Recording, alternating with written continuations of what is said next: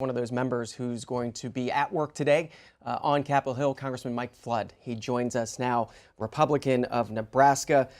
Congressman Flood, appreciate the time before this final day, before the August recess. The Epstein Files taking up a lot of the oxygen in the room last week and this week. This is the headline from the Washington Times today. Republicans flee the pressure to force open the Epstein Files. Is that a fair headline? Is that an accurate headline from the Washington Times? I don't think so.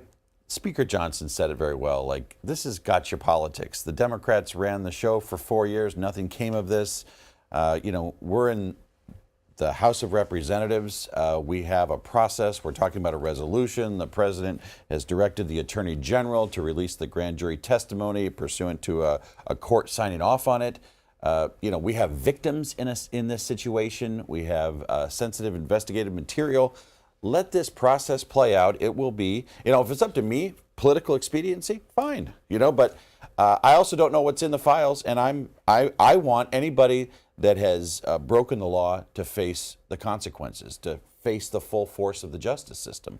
And I would have to think that Merrick Garland, who was the Attorney General, had he seen information in that investigation that charges should have been brought, would have brought those charges. So how much division is this causing inside the Republican conference? We played the clip of Thomas Massie saying this isn't going away over the August recess. There was a Republican-led resolution for a meeting with House members, with Ghislaine Maxwell. How much is this dividing the conference? I would say we have had the most productive 6 months that we could possibly have. We funded the government with a CR with the help of the Democrats and the minority leader. We passed a reconciliation bill in a very narrow majority House. We just passed the Genius Act, and we got 100 votes from the Democrats on the Clarity Act. We're going to be a digital asset leader. We've had a very successful run.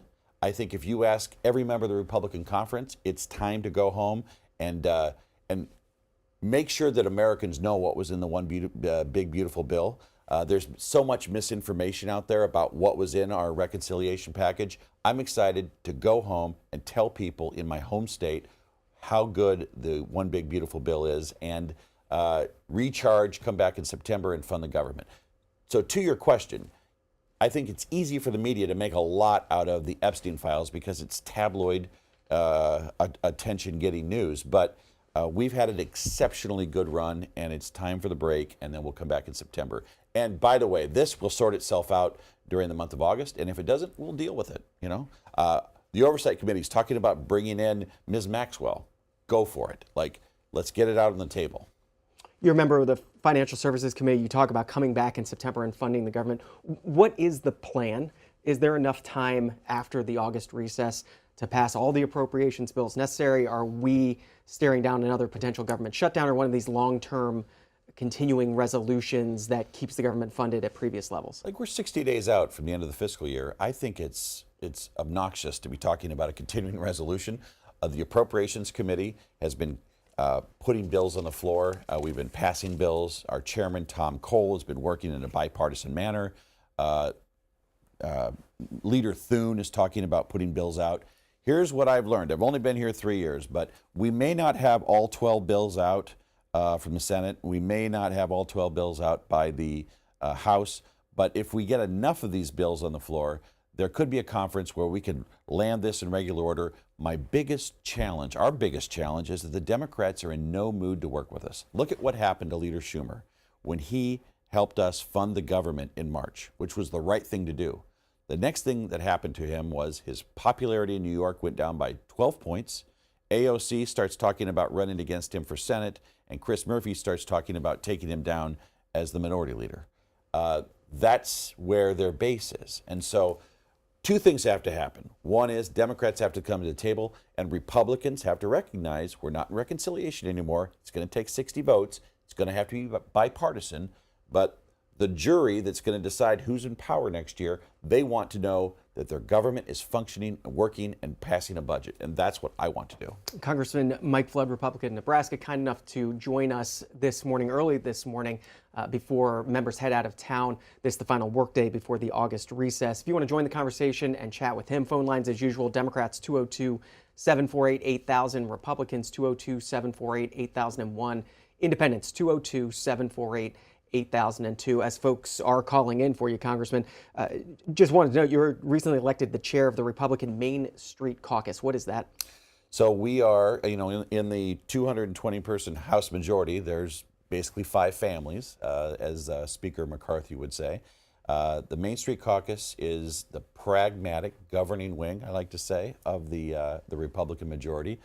We have 83 members from states all over the United States, and we meet once a week to talk about how we can influence the direction of the House, where I like to think we're the conscience of the majority, and we are pragmatic conservatives that want to see an efficient government, lower taxes, make sure that you can create jobs in this country, unleash energy independence, protect the border.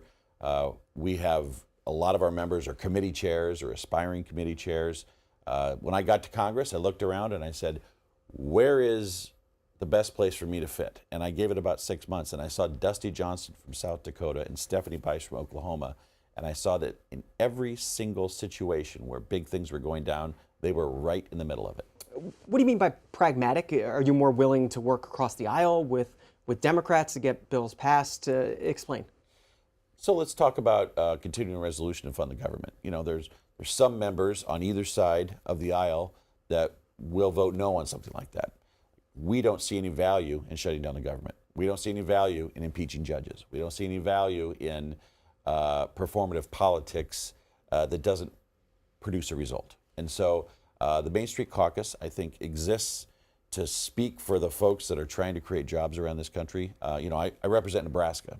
And, we have members that come from California, members that come from Florida. These are often people that came from legislatures that have been in the business of representing people, and they bring all that experience to the table. We meet once a week. We meet throughout the week, and we make sure that our House leadership knows where the pragmatic Main Street Caucus is at. I'll let you chat with some of the folks